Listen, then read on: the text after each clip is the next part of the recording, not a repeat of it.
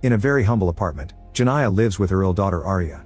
After a trip to the hospital, Arya has to sleep with headphones on because the neighbor's music can be heard through the thin walls. They wake up early and Janaya bathes Arya while reminding her not to play with her science project since they don't have the money to fix it if it breaks. Arya reminds her mom that the teacher has been asking for her lunch money and Janaya gets frustrated when she learns that the teacher shamed her daughter in front of the whole class. On their way out, Janaya gives some coins to Benny, a man in a wheelchair. Her landlady sees this and yells at her because she hasn't paid rent yet.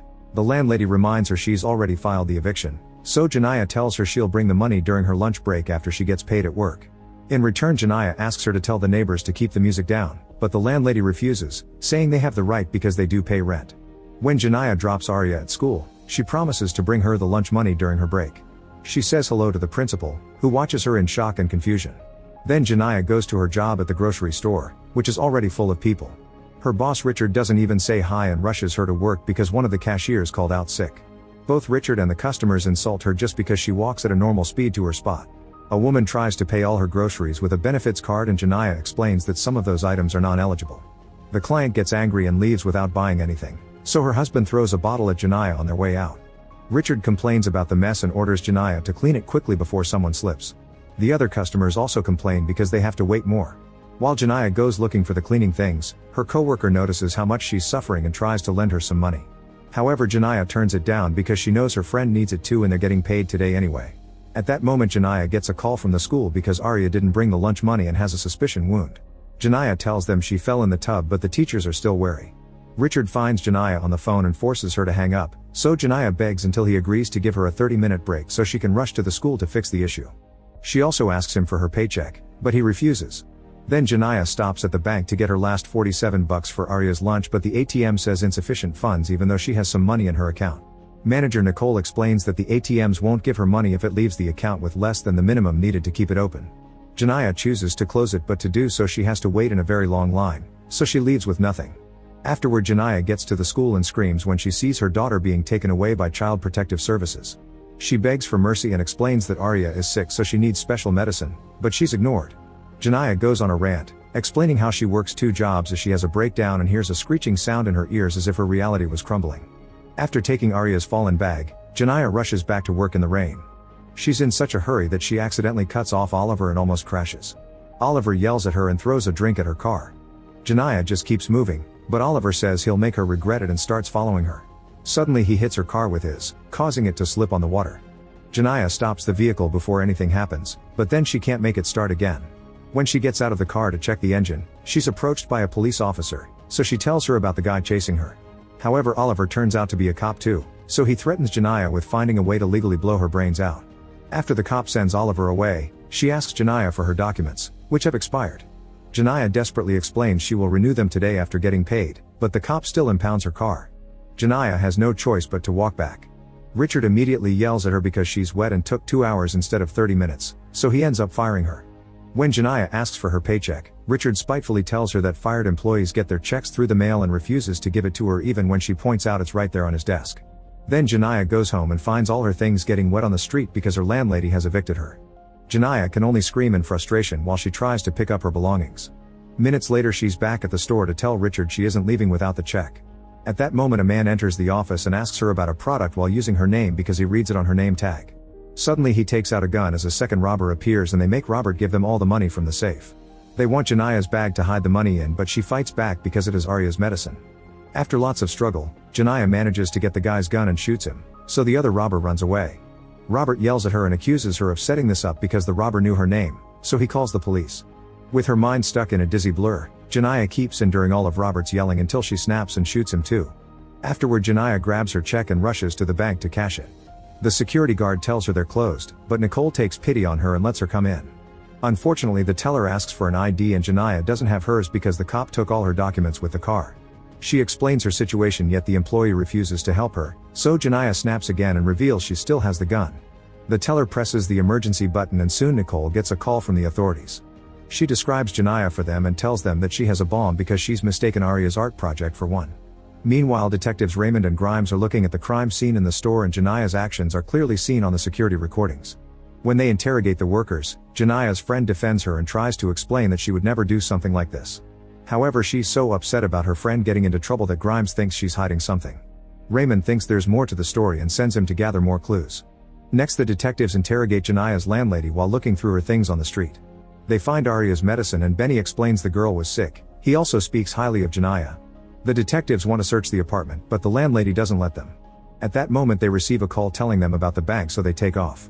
At the bank, the tellers are giving Janaya all their money because they think they're getting robbed, so she tries to explain that she only wants her check cashed.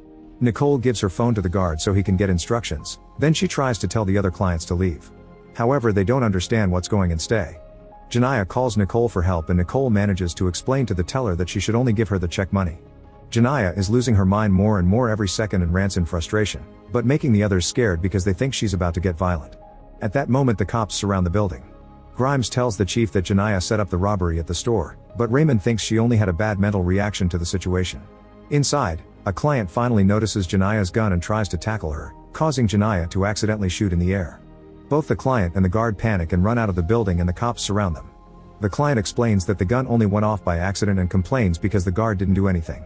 The tellers are crying and hiding, so Janaya yells at them as she rants, saying that she only wants her daughter's lunch money. She freezes when she realizes that the reporter on TV is talking about her, saying that she's robbing the bank and murdered her boss. The chief calls the bank, but when Janaya hears that it's the police, she hangs up. Then the negotiator arrives with a special truck, but Raymond convinces the chief that Janaya will be more open to talking to another woman, and she has experience with negotiating too. Raymond calls the bank again and makes Nicole put her on speaker. She asks about the gunshot and Janaya panics as she explains it was an accident. She keeps screaming as she continues to lose her mind, but Grimes understands that she isn't trying to rob the bank and talks calmly, showing sympathy and calling the incident a misunderstanding. However, when Raymond asks her to come out and promises to help, Janaya loses it again. She says they just want to put her away like they put away their daughter and nobody ever helps her. When Nicole tells her to let the clients out, Janaya screams that she isn't keeping them and hangs up again. Afterward, Nicole gives Janaya her check money. Janaya separates the $40 needed for school lunch and asks Nicole to take them to Arya because she knows the police won't let her. When she sees the cops getting in position on TV, she makes the tellers close the blinds on the front door. The cops in the truck have access to the security cameras and worry about the bomb. One of the tellers then secretly begins streaming the situation. When an elderly client says she needs to sit down, Janaya immediately makes Nicole bring her a chair. The other clients ask her to let them out, but Janaya is convinced that once she's alone the police will shoot her. Two of the clients run out anyway, so Janaya makes Nicole lock the door. At that moment Arya's science project starts beeping, so Nicole and the police think it's over, but Janaya just turns it off. Saying she needs to think, Janaya goes to one of the offices. The tellers want to use the chance to leave, but Nicole tells them not to move because they don't know how Janaya will react. She comes back with chairs for everyone, explaining she knows what it's like to be standing all day. Raymond sees this and tells the chief that real criminals aren't this nice. A cop enters the truck saying that they've acquired the blueprints of the bank, so he wants to go in with flash grenades. However, the chief doesn't want to risk it because of the bomb. Some cops think they should call the FBI, but Raymond thinks that's ridiculously overreacting. Obviously this is just a desperate woman and she hasn't even hurt anyone, so Raymond wants to give her a chance while the FBI will probably just shoot her on the spot. The chief agrees and makes Raymond call the bank again. Janaya hates the sound of the phones ringing and wants to turn them off, but Nicole convinces her that the police may help her get to her daughter. As soon as Janaya picks up, she starts explaining the whole situation and Raymond finally understands why she thinks they won't help her. Janaya remembers Oliver and thinks he's there to shoot her like he promised. She mentions what really happened during the store robbery, the problem with her check, her daughter's medicine and wound, her 2 jobs, her evictions, and all the other details of her terrible life. Since the teller's phone is still streaming, the video goes viral and people all over the city start feeling bad for her. A crying Raymond shows her understanding by sharing that she grew up in a similar situation and promises to help, but she needs her to come out. This causes Janaya to go crazy again and she says she won't come out as long as there are cops outside, then she hangs up. Raymond is devastated because this is touching on all her personal issues and she needs to leave the truck for fresh air. When the chief discovers that Janaya is being recorded, he orders his men to jam the signal. At the same time, Janaya realizes that the security cameras are on and asks Nicole to take her to the switch. One of the tellers uses the chance to try to leave, but the door is locked. Janaya turns off all the cameras, leaving the cops with no way of knowing what's happening. Then she goes back and the others tell her they need the bathroom, so Janaya lets them go one at a time. Outside, Raymond and Grimes are checking the system but can't find the cop who attacked Janaya. People are starting to gather behind the police because they're asking for Janaya's freedom. Back in the bank, one of the tellers complains because Janaya is being treated like a martyr, so Nicole and the old lady scold her for her lack of sympathy. Then Nicole notices that Janaya is cold and explains the air conditioner is always high there, offering to lend her a jacket. They go to the office and Janiyah puts on the jacket while seeing a family picture on the desk. They discuss the matter of children and Nicole assures Janiyah that she's a good mother, which she knows because she's seen her all the time she's come to the bank. She tries to convince her to get help but Janiyah is still afraid of Oliver. In the evening the FBI arrives and Janiyah gets worried about all the noise. Janiyah sends Nicole to the door to check and they learn the crowd is yelling "Free Janiyah." On the news, they can see the crowd chanting her name with big signs asking for her rights. A reporter talks to the activists and even Benny is there, sharing how Janiyah always helped him even when she had nothing. The chief tries to convince the FBI that they have this under control and Janiyah will surrender peacefully, but they don't listen. Janiyah remembers that Nicole convinced her to open her account there and wonders why she cares so much. In her career, Nicole has seen lots of women getting ignored or scammed by red tape, so she asked to be transferred to this location hoping to make it easier for humble people who need it in this neighborhood. The tellers are complaining about how hot it is without AC and Janiyah shares that this is the temperature she has to sleep through every day. When the old lady says some sweet words, Janiyah apologizes for everything and explains that something in her broke when her daughter was in the hospital. Because she doesn't have insurance, doctors never treated Arya well, not even during her premature birth. She wouldn't mind going to jail if it wasn't for Arya, since she knows foster care won't treat her illness. Nicole promises that she'll take care of Arya so Janiyah can be at peace. At that moment the old lady announces she isn't feeling well and reveals she is diabetic. Janiyah allows Nicole to take her out and apologizes again. As soon as the old lady is rescued by the police, Nicole ignores Raymond's pleas and goes back inside, saying that Janiyah only has her. The next time someone calls the bank, it's the FBI. They won't let her talk to Raymond so she starts losing it again and passes the phone to Nicole. At that moment the science project starts beeping again and Nicole hangs up, thinking that the call is the problem. Janiyah turns off the beeping and mentions the science project, leaving Nicole and the tellers in shock.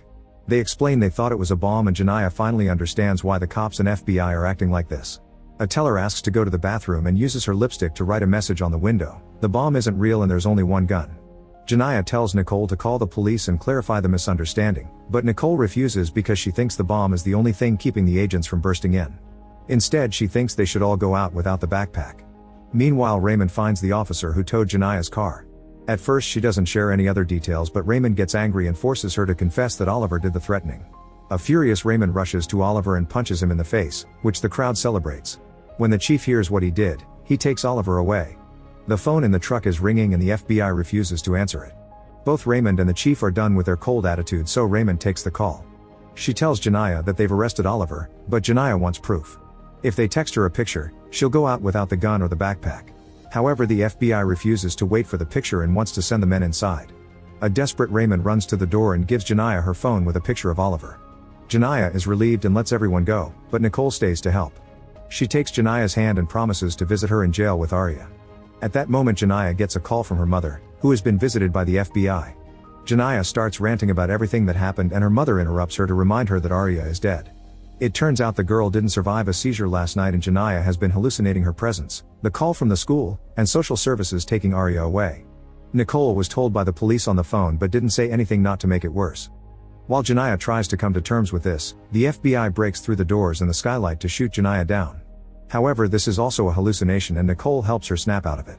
Afterward Nicole guides Janiyah out of the building with their hands up. Raymond is also gentle when she arrests her and Janiyah is taken away in a police car while the crowd continues to show their support. Make sure to subscribe and turn on notifications so you can watch more videos like this. Thanks for watching.